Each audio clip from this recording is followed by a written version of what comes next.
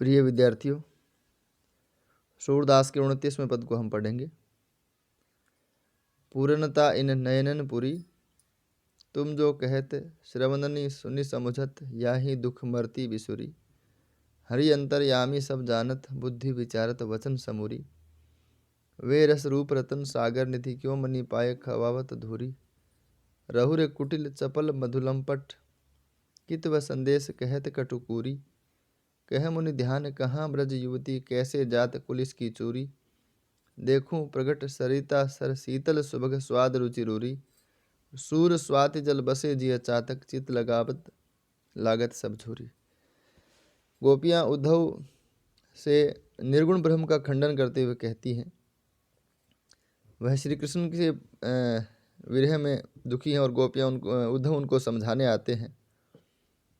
तो गोपियाँ कहती हैं कि जो पूर्ण परमात्मा की तुम जो बात कर रहे हो, निर्गुण ब्रह्म की जो तुमने विशेषता बताई है कि वह पूर्ण है, तो हमारे लिए श्री कृष्ण की पूर्णता है वो इन नयनों में समाई हुई है। पूर्णता इन नयनन पुरी, पूरी का मतलब भरी हुई, पूर्णा जिसको कहते हैं। नयनन यानी नेत्र, पूर्णता संपूर्णता।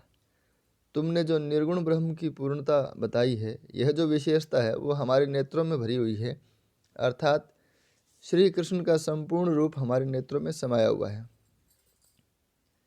अब ये आंखें दुखी क्यों हैं? अब एक तरह से दूसरी बात सामने आती है, फिर ये नेत्र दुखी क्यों हैं? जब भगवान श्री कृष्ण इनमें समाये हुए हैं तो फिर दुखी क्यों हैं?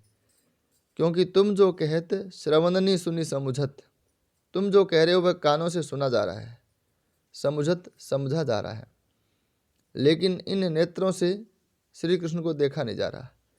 याही दुख मरती बिसुरी, इसी दुख के कारण यह मरती रहती है, बिसुरती रहती है।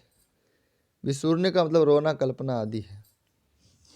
तो हमारे नेत्रों में भगवान श्री कृष्ण का रूप है, वो पूर्ण रूप है, वो समाया हुआ है।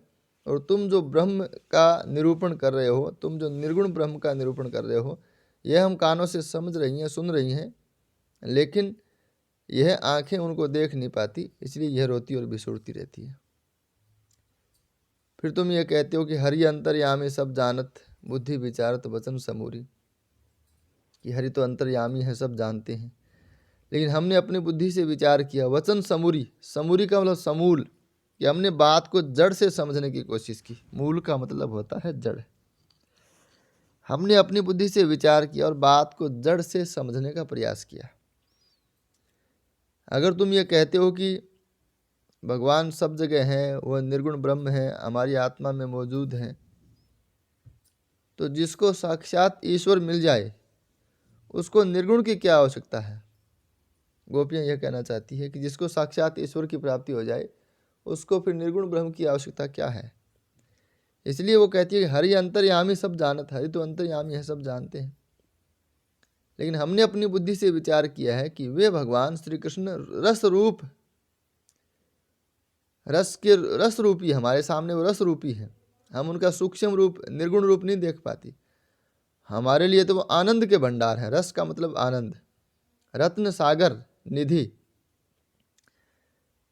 जैसे समुद्र से रत्नों का खजाना निकलता है, हमारे लिए वो इस प्रकार से है। और इस प्रकार के सागर से निकले हुए रत्न का, खजाने का, मणि पाए, मणि जिसको मिल जाए, खवावत धूरी, उसको तुम धूल खिला रहे हो। भगवान अंतर्यामी है, हम सब जानते हैं, यह सब तुम भी कह रहे हो, लेकिन अपनी अपनी बुद्धि से एक विचार किया है बात का कि जो ईश्वर के रस रूप का पान करता है, जो ईश्वर के आनंद, जिसने ईश्वर के साथ आनंद प्राप्त किया है और जिसके लिए ईश्वर है वो सागर से निकले हुए रत्न के समान है, खजाने के समान है, ऐसी मणि को पाकर कोई धूल कैसे खा सकता है? और तुम धूल खिला रहे हो। रहुरे कुटिल, रहुरे मतलब रुक जाओ, बैठे रहो अपनी जगह, ऐसी बातें मत करो। चपल चंचल मधुलंपट, हे लंपट भंवरे, कितब संदेश कहत कटुकूरी, किताबों का संदेश कह रहे हो, कटु कड़वा, कुरी क्रूर। तुम जो अपना ये संदेश हमें बता रहे हो, ये पढ़ा लिखा है केवल, इसका कोई मतलब नहीं। तुमने केवल शास्त्रों से पढ़ दिया है, हमने भोग के देखा है, हमने सब प्रैक्टिकल किया है, तुमने केवल शास्त्रों से पढ़ा है। तो हे कुटिल चंपल मधु लंपट, हे लंपट भंवरे चुप रहो, कितब संदेश कहते कटुकुरी। तुम किताबों का कड़वा और क्रूर संदेश हमें सुना रहे हो, जो हमारे लिए कतई उपयोगी नहीं है। कह मुनि ध्यान कहाँ ब्रज युवती, कहाँ तो मुनियों का ध्यान और कहाँ ब्रज की युवतियाँ। मुनि अगर पहाड़ों में जाके तपस्या करते हैं, गुफाओं में तपस्या करते हैं, तो वो ध्यान का स्तर कहाँ है और हमारा स्तर कहाँ है? क्या ब्रज की युवतियाँ वैसा ध्यान करने में सक्षम है? नहीं है। कैसे जात कुलिस करी चोरी, कैसे जात कुलिस करी चोरी। कुलिस यानी वज्र, इंद्र का जो आयुध है, हथियार है। चोरी यानी वज्र बहुत कठोर हथियार है। तो कैसे जात कुलिस करी चोरी, यानी वज्र का चूर चूर कैसे किया जा सकता है? यानी हमारे द्वारा तपस्या करना ठीक वैसा ही है जैसे वज्र को चूर चूर कर देना। देखू प्रकट सरिता सर शीतल सुभग स्वाद रुचि रूचि। एक चातक पक्षी होता है जो अपनी प्यास केवल उसी जल से बुझाता है जब स्वाति नक्षत्र हो, और उसमें जब वर्षा होती है, उस वर्षा जल से ही चातक पक्षी अपनी प्यास बुझाता है, दूसरा पानी वो नहीं पीता। इसीलिए गोपियाँ कहती है कि देखो चातक पक्षी का प्रेम देखो। देखो प्रगट के सामने देखो, तुम तो तुम्हारे सामने उदाहरण है। किसका उदाहरण है? चातक पक्षी का। कि देखो तुम्हारे सामने तो उदाहरण लिखा है। किसका? चातक पक्षी का।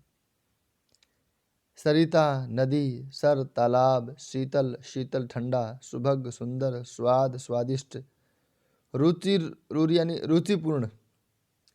ऐसे सुंदर और रुचिपूर्ण और शीतल जल को भी छोड़कर सूरदास कहते हैं चातक जिए, चातक का जो जी है स्वाति जल बसे, स्वाति नक्षत्र में बरसने वाली बूंद में बसता है। चित लागत सब झोरी, उसी में उसका चित लगता है, सब झोरी बाकी सब उसको झूठ लगता है। तो हमें भी इसी प्रकार श्री कृष्ण से ही प्रेम है। अब इसके अलावा चाहे कितना ही, ऐसा नहीं है कि नदियों का जल अच्छा नहीं है, तालाब का जल अच्छा नहीं है, बहुत शीतल है, स्वादिष्ट है, लेकिन इसके बावजूद चातक पक्षी स्वाति नक्षत्र में होने वाली वर्षा की बूंदों से ही अपनी प्यास बुझाता है। तो हमारे लिए भी ठीक श्री कृष्ण वैसे ही है, जैसे चातक के लिए वो स्वाति नक्षत्र की बूंद है, वर्षा है। तो यहाँ एकनिष्ठ प्रेम की बात की गई है, ये उदाहरण है एक प्रकार से। तो आप बता सकते हैं कि यहाँ गोपियों का श्री कृष्ण के प्रति एकनिष्ठ प्रेम है, उसी एकनिष्ठ प्रेम को यहाँ पे दर्शाने का प्रयास किया गया है। तो गोपी है वो कहना यह चाहती है हमें निर्गुण ब्रह्म है वो बिल्कुल हमारे लिए कोई काम के नहीं है, और हमारे लिए वो कड़वा संदेश है, क्रूर संदेश है, इसलिए तुम इसे अपने पास रखो। तो इस पद में इतना ही, बाकी हम आगे पढ़ेंगे। धन्यवाद।